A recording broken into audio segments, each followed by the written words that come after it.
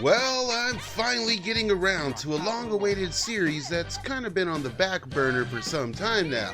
A series where, for the first time in over a decade, I rewatch a classic film from my youth to see if it still holds up as well as I remember it. Something that no other YouTuber has ever done. Trust me, no need to look that up, as we here at Staunch TV are always ahead of the curve and in on the joke when it comes to cutting-edge computer technologies. Take that, algorithm. And in the spirit of being ahead of the times, well, we're looking at the 1990s gender-bending Rodney Dangerfield family sports comedy. Good God, I miss the 90s. Of course, I'm talking about the cult classic, Meet Wally Sparks. I mean, Ladybugs. Ladybugs, right? We're doing Ladybugs, right? Yeah. Ladybugs. What the hell you know about soccer? What he's willing to try. What? Could get him arrested. No, you're crazy, Chester. It'll never happen. But of course, it's been a long time since I've seen this flick, so before giving my review, well, first I gotta rewatch it. I'll tell you something, Penny Pester. If I was younger, I would definitely ask you for a date. And just my luck, you probably wouldn't even go out with me, huh? Yes, I would, Coach Chester.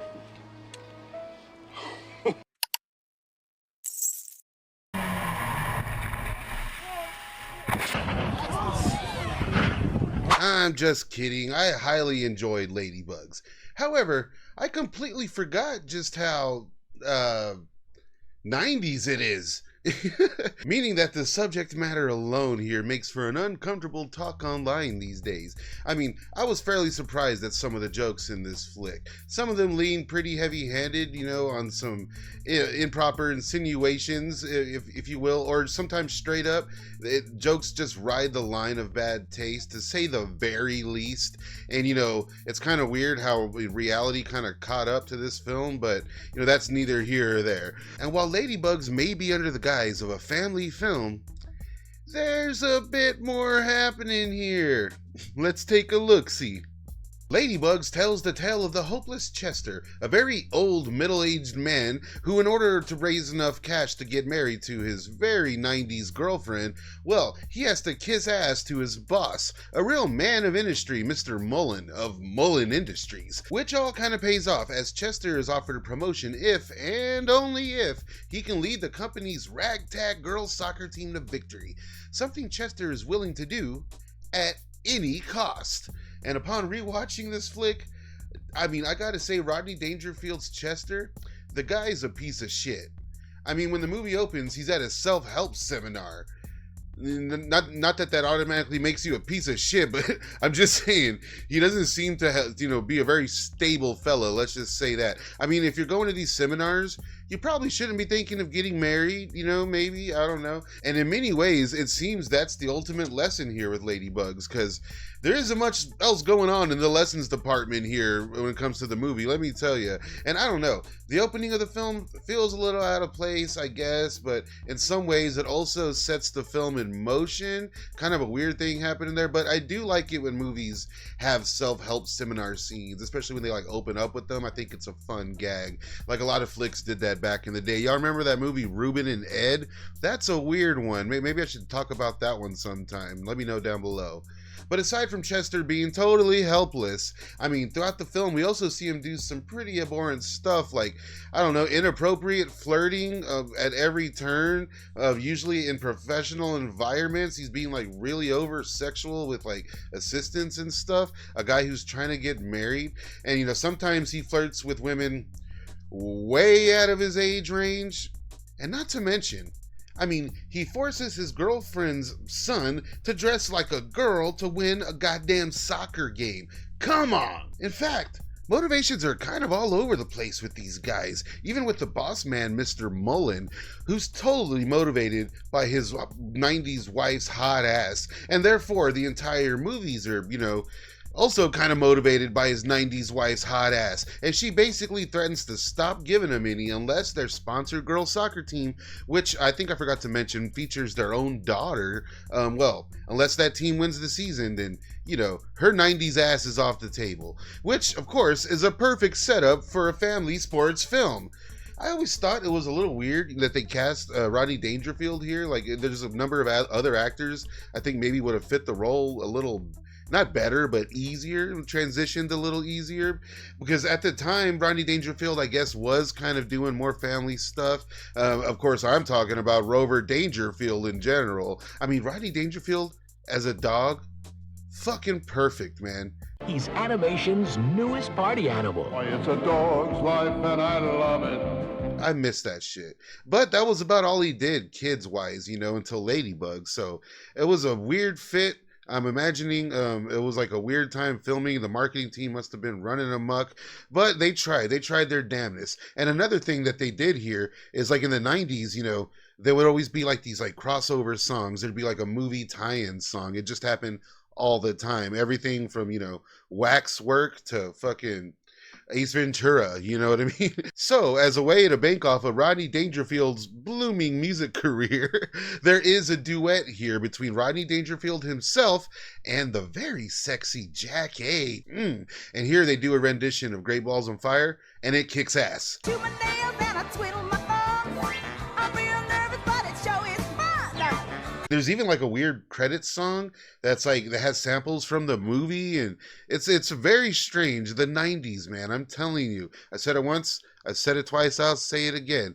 I miss the fucking 90s. What a strange time. But of course, Rodney Dangerfield would go on to be more known for his more adult-oriented stuff, and he eventually would even reprise his role of Coach Chester in the smash hit Natural Born Killers. Make sure it's a good shower, because I'm coming up after to see how clean you are.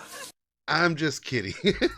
And of course, you know, Rodney Dangerfield would return to more family stuff, as he had a cameo in the Casper film, and he also had a voiceover role, like in the sequel. He voiced one of the ghosts along with Pauly Shore. You know, you've seen the sequel, right? The one with Steve Guttenberg. What a fucking weird movie. I love those stupid movies. Why is there so many of those? And while I know I might sound like I'm being kind of harsh here, there is, you know, some good qualities to the movie. It's just like a light, fun time, and there is some wisdom spread throughout the film. Like, we get lessons on how to be a woman from Rodney Dangerfield, but really the movie exists solely to just have a quick fun time, and it's really harmless. So harmless, in fact, that, you know, it really leaves out all of the sports movie tropes that we're so used to. Like, all of them, they're all gone. We don't get to know the team, really. You know, they have like a few little personality quirks, but that's it. They don't really progress much as a team. You know, of course, there's a montage. There's a few montages in this movie, maybe too many, but that's how they get these things across. And then you find out, like, the whole team is new, so it's like they don't have no real motivation aside from just winning some soccer games. You know, it's like a fleshed out story. Ladybugs is not. Yet I can't help but feel that there was some more stuff, like more scenes, and the script may have been longer. They may have even shot some more stuff, because it kind of feels like it runs into itself at times. The scenes kind of play out, and like I said, a lot of montages. It seems a little suspect, and all of this kind of makes sense, you know, because again, how the studio had no idea how to market this movie, a Rodney Dangerfield family comedy. And another weird thing I realized upon rewatching this movie is that it was produced by legendary producer Albert S. Ruddy. You may know him as the guy that produced The Godfather, or, you know, Megaforce. But yeah, he actually produced Ladybugs as well, and he got the idea after watching his daughter play a soccer game and thought, hey, that'd be a funny idea, right? After a few treatments, he got the script on Rodney Dangerfield's desk. It was Albert S. Ruddy's idea, I suppose. Now, whenever he got it to him, Rodney Dangerfield said, yeah, you know, I'll do the movie for $7 million. Which, of course, Albert S. Ruddy, being the class act that he is, well, he decided to go with the deal. Only he didn't have all the cash. He only had $5 million. And so he had to rework the deal. Rodney Dangerfield thought he was being swindled, but he agreed to do it. Only for on the final day of shooting for Rodney Dangerfield to approach Albert S. Ruddy and tell him, hey, you could have had me for $3. So, you know, I guess it's safe to say Rodney Dangerfield finally got the respect he deserved. Yeah, I finally got some respect. However, the film did gangbusters on cable on video, even though it flopped in the theater. But, you know, in my opinion, it's gone beyond cult status to legit classic status these days, as anyone who grew up with the film in the 90s absolutely adored it. You know, we didn't have a choice. It was on all the goddamn time. And not since then has there really been an actual, funny soccer movie, in my opinion. Shut up. Girls want to be boys, boys want to be girls, and some of them are. And yeah, there have been a plethora of soccer comedies since Ladybugs. I remember The Big Green coming out shortly after with my man Gutenberg getting his second mention in this video, hell yeah. And the similarly driven Kicking and Screaming came out years later. There was also stuff like Shaolin Soccer, Bend It Like Beckham was big business when that came out. And damn, there was actually more than I remember, more stuff than I recalled, like Switching Goals, Just for Kicks. There was like an Air Bud fucking soccer movie. There was even Soccer Dog, you remember that? And ironically, we later got another gender-bending soccer comedy of sorts with She's the Man. How weird is that? I completely forgot that movie existed and how similar the plot elements kind of are, you know what I mean? But, you know what none of those movies have?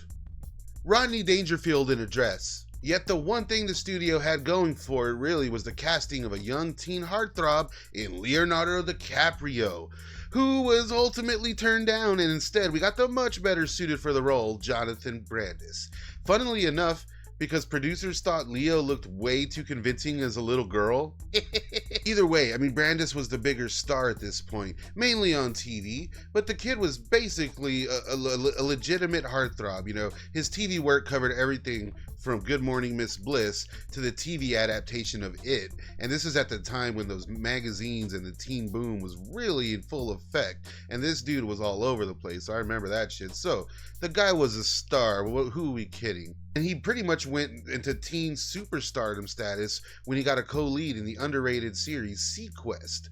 Well, it started underrated, but it wound up pretty bad. Did anyone else see that series? Pretty strange stuff. But Brandis had a few films also under his belt before, like Stepfather 2, The Neverending Story 2, and he will land another starring role with the Kick-Ass Sidekicks. Side note, should I dive into Sidekicks sometime? Let me know down below after you subscribe. So when compared to DiCaprio's resume at the time, well, he had him beat by a glut. That's a soccer term, apparently. Research. And getting to Jonathan Brandis's character here, Matthew, what the fuck is his motivation here to turn into Martha?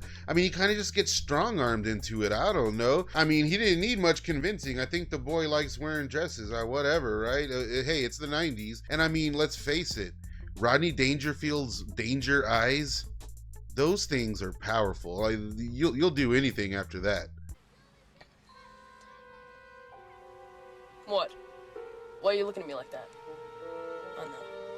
No way. No way, Chester. It'll never happen. No, you're crazy, Chester. It'll never happen. It'll never happen. No! You sure it's a good shower? But for whatever reason, Matthew joins the team, and he decides to play along as, being strong-armed and dressing like a teenage girl is apparently a quality he's looking for in a potential stepdad. And I suppose that Matthew, Martha, if you will, goes along with it to get closer to the boss's daughter, Kimberly. And in any other movie, this subplot would probably have been driven home a bit more. But here we get the idea across, sort of, with another montage that, yeah, it's shot well, but it's problematic. And of course, Vanessa Shaw plays Kimberly here in her film debut. And the rest of the cast is rounded out pretty well. We got a pretty funny cameo by Blake Clark, in great shape here as one of the badass soccer coaches. And of course, as I mentioned earlier, the ultra sexy Jackie in all of her early 90s glory. Woo! And what can I say, man? The movie knows how to have a good time, regardless of any problematic issues. And it's overall an enjoyable affair. And to be honest, most of the more adult jokes here would be incomprehensible to most children anyways. As, we're dealing with a master of the craft with Dangerfield. Who's the best at really disguising double entendres and whatnot, What happened was I took her son and I dressed him up like a girl and I talked him into playing with me. Which, of course, makes Ladybugs a fun watch as an adult. I was laughing my ass off rewatching this thing. It's strange to see such a harmless movie become harmful in the 2020s. As all bases are covered here, man, the patriarchy, patronizing the LGBTQ community, lampooning cross-dressing, walking the line of sports dating etiquette and moral stances in questionable middle-aged soccer coaches without a hint of a light shown on actual LGBTQ issues in any legitimate way. Ladies and gentlemen, the early 90s, where things like unisex bathrooms were a distant victory, and the idea of such a thing was still an instant joke. And while yeah, some of the jokes lend to bad taste, as I stated before, it never goes all in, and overall it's an innocent, fun little comedy that can be enjoyed by both child and adult, apparently. And it doesn't really overstay its welcome. The runtime's pretty quick here, and while it's on, it's definitely welcome, especially with Jackie. It's strange to think how long ago this was. I remember renting this flick when it came out at the video store, and, watching it with my cousins, rewinding that part with Vanessa Shaw running, over and over. And of course, being fascinated with child actors today, well, that was a big part of it. Jonathan Brandis, when I was growing up, the guy was everywhere. I really wish things would have worked out better for the guy, as he was immensely talented. Check out my review of Outside Providence next, why don't you, where he had a small but memorable role.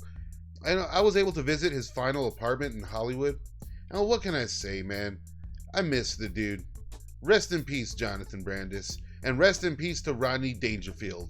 While our two leads may not be around anymore, the long-lasting soccer epic known as Ladybugs is still here, surely inspiring countless girls and boys to try their legs out at soccer. And in my opinion, Ladybugs remains the most quintessential film about soccer ever made. Have you seen this flick? Let me know down below what you think. Consider joining my Patreon, and please like, comment, and subscribe. And don't forget to get those nail breakers. Get those nail breakers. Get those